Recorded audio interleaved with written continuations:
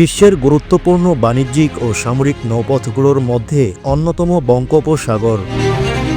বর্তমানে বিশ্ব বাণিজ্যের 90% সমুদ্রপথে সম্পন্ন হয়, যার ফলে বঙ্গোপসাগরের গুরুত্ব দিন দিন বৃদ্ধি পেয়েই চলছে।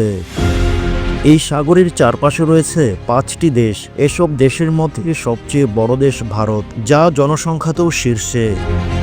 এই বঙ্গোপসাগর ঘিরে এখন বিশ্বের সব পরাশক্তির নজর। আন্তর্জাতিক গণমাধ্যম দ্য ডিপ্লোমেটের মতে, বঙ্গোপসাগরের খনিজ সম্পদের সঠিক আহরণ ও ব্যবহারের মাধ্যমে বাংলাদেশ আগামী দিনে একটি এনার্জি সুপার পাওয়ারে পরিণত হতে পারে। এই অঞ্চলে বর্তমানে যে প্রতিদ্বন্দ্বিতা চলছে তার একটি গুরুত্বপূর্ণ ক্ষেত্র বঙ্গোপসাগর।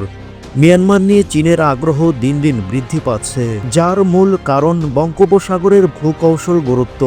এখানে প্রবেশ করতে হলে মিয়ানমারের প্রয়োজন চীনের। এই অঞ্চলের দিকে রুশ প্রেসিডেন্ট ভ্লাদিমির পুতিনেরও রয়েছে বিশেষ নজর।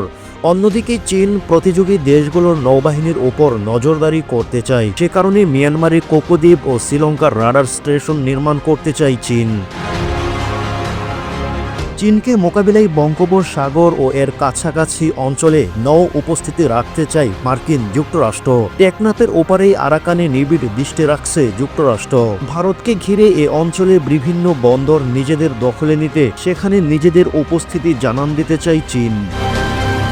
কলম্বো বন্দরের একাংশ উন্নত করে চীন, আরেক অংশ উন্নত করে ভারতের আদানি গ্রুপ। সেখানে আবার যুক্তরাষ্ট্রও রয়েছে বেশ অর্থায়ন।